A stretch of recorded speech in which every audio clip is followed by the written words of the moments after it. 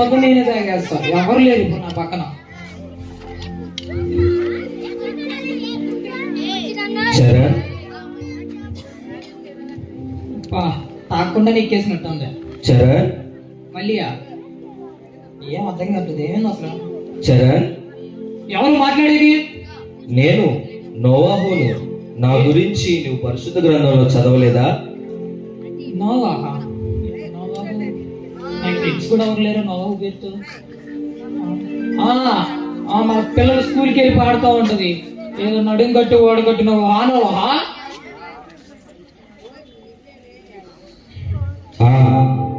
నేనే. నేను కూడా నీలాగే ఒకప్పుడు పాపం చేసిన వాడినే, మద్యము త్రాగిన వాడినే.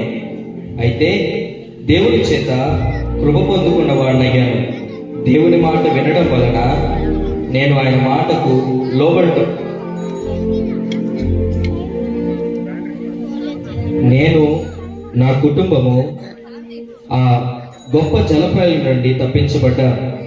ఒకవేళ నీవెందుకు తాగుతున్నావు? నువ్వు తాగడం వల్ల నీకేమొస్తుంది? నీ ఆరోగ్యం పాడైపోతుంది. అలాగే నేను ప్రేమిస్తున్న నీ కూతురు, నీ కుటుంబీకులు నీ వల్ల బాధపడుతున్నారు. ఒకసారి ఆలోచించు, దీనివల్ల నీకు ఏం ప్రయోజనం? ఎందుకు ఇలా ఉన్నావు? నీ కుటుంబం కొరకైనా నీవు దేవుని మాట విను, అలక్ష్యం చేయమాక. ఆలోచించు, ప్రార్థన చేసుకో. ఇన్ని రోజులు మందు తాగుతూ చాలా మందికి చులకనగా తయారైపోయాను. పాపం నా చిట్టి తల్లి నా కోసం ఎంతలా బాధపడిందో. ఇప్పటికన్నా నేను మారాలి. అయినా దేవుడికి నా పైన ఎంత ప్రేమ ఉంటే గానీ నోవాహు ద్వారా నన్ను ఎలా మారుస్తాడు? నేను అర్జెంటుగా చర్చికి వెళ్ళిపోతాను.